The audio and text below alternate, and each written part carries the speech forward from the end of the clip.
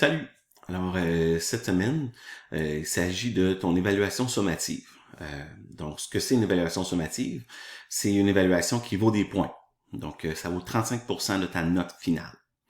Donc, c'est une étude de cas. L'étude de cas se fait soit en équipe ou seul. Donc, tu peux être une équipe de 2, 3 ou 4. Mais tu peux aussi choisir de la faire seule. J'ai déjà placé ici tes outils pour pouvoir t'aider. Donc, comme la semaine dernière, on s'est pratiqué. Donc, j'ai remis ta grille d'évaluation.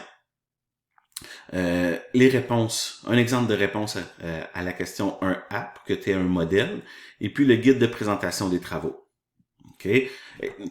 Ton plus bel outil, c'est ton étude de cas de la semaine passée. Donc, tu t'es pratiqué la semaine passée. Donc, c'est un excellent outil que tu peux aussi utiliser pour faire ton étude de cas. OK? Donc, comme je t'ai dit, tu as le choix de le faire en équipe de 2, 3 ou 4. Ou tu peux choisir de le faire complètement seul. Pourquoi le faire seul? Pourquoi le faire en équipe? Il y a des avantages et des désavantages aux deux options. Donc, c'est à toi à considérer, compte tenu du contexte actuel. Puis, pour être honnête, quand je dis ça, je suis pas certain ça va être quoi le contexte parce qu'on est en juillet en ce moment. Mais selon le contexte actuel, à partir du compte tenu du confinement, peut-être que, ou peut-être juste en fonction de tes préférences, mais aussi beaucoup le contexte. Donc, c'est plus difficile de se rencontrer, ça demande certaines connaissances au plan technologique pour faire un travail en équipe. C'est pour ça qu'on te laisse l'option. OK? Donc, être en équipe, c'est certain qu'on peut se partager la tâche parce que c'est le même examen, la même étude de cas, le même nombre de questions que tu sois seul ou en équipe. OK?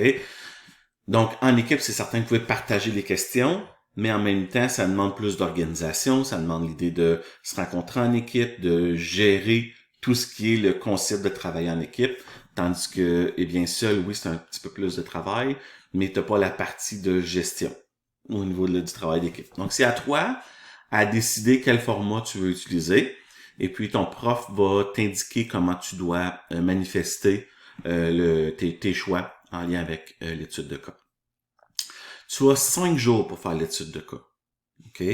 Donc, on libère ton examen. Donc, on va t'envoyer ton examen le lundi à 8 heures le matin. OK? Et puis, tu dois le remettre le vendredi à 15 heures. OK? Donc, je répète, cette semaine-là, il n'y a pas un cours. Il n'y a pas un 3 heures où est-ce que tu dois venir en ligne. OK? Tu as une pleine semaine pour faire ton étude de cas. Le lundi matin, tu vas recevoir ton étude de cas. OK? Et puis, tu dois la remettre à 15 heures le vendredi. Tu peux la remettre avant, si tu veux, si tu as terminé avant. OK? Cette option-là te permet, parce que tu vas avoir probablement plus qu'une évaluation cette semaine, ça va te permettre de pouvoir mieux jouer avec ton horaire.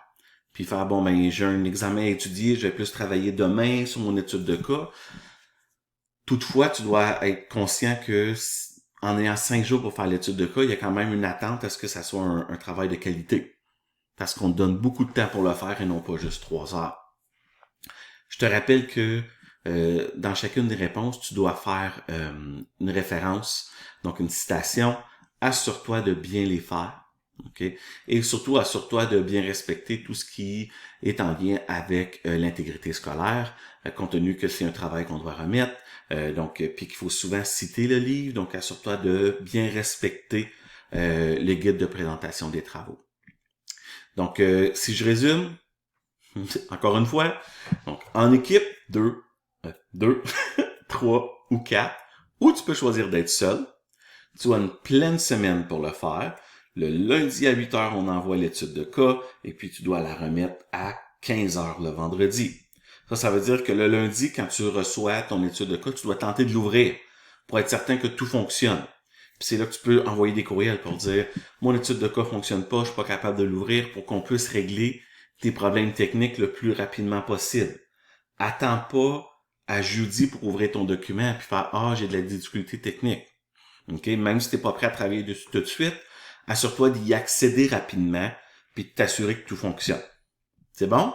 Donc, je te rappelle, Assure-toi de suivre les étapes qu'on a vues la semaine passée avec l'étude de cas, que tu vois dans la grille d'évaluation encore. Donc, assure-toi de bien suivre ces étapes-là, parce que c'est comme ça qu'on va faire la correction. Bonne chance!